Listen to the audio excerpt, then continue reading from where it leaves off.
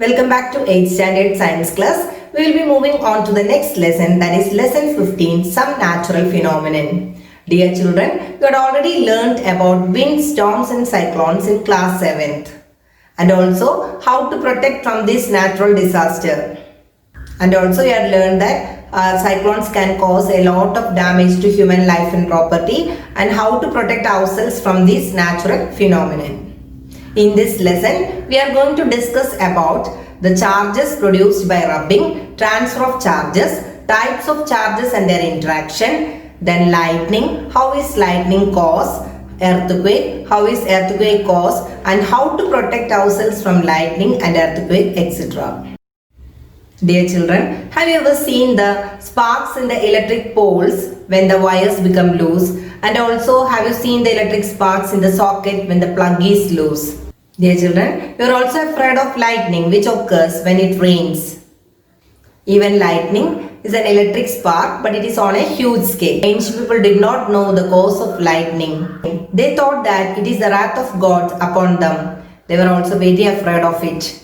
But now we understand that lightning is caused by the accumulation of charges within the clouds.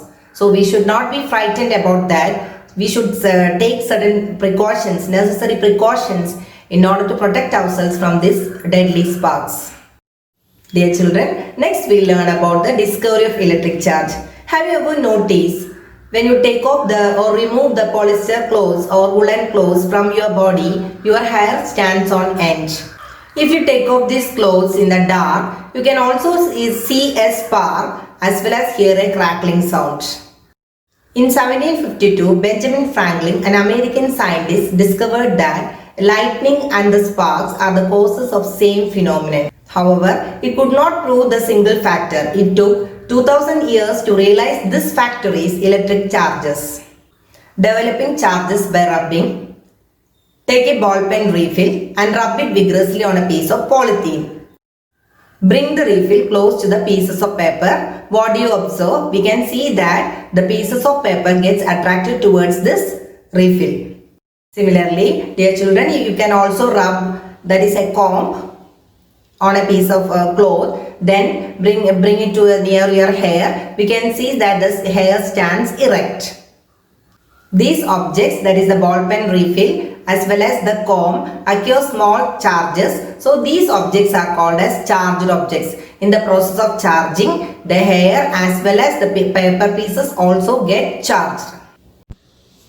When two appropriate substances are rubbed together, the substances get electrified. That is, it acquires an electric charge. We can prove this with the help of an activity.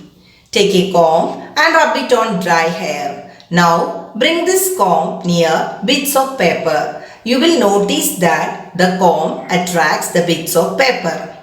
Now take a glass rod and rub it on a silk cloth. Place glass rod against an inflated balloon. You will notice that the balloon sticks to the glass rod.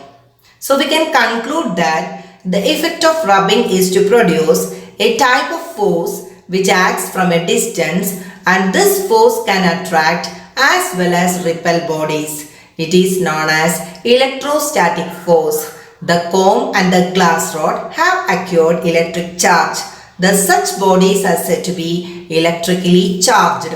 Dear children, next we will study about the types of electric charges. In the previous experiment, do this ball pen refill as well as this pieces of paper have the same type of charges? No. Then we will study about the different types of charges. Actually, there are two types of charges, a positive charge and negative charge.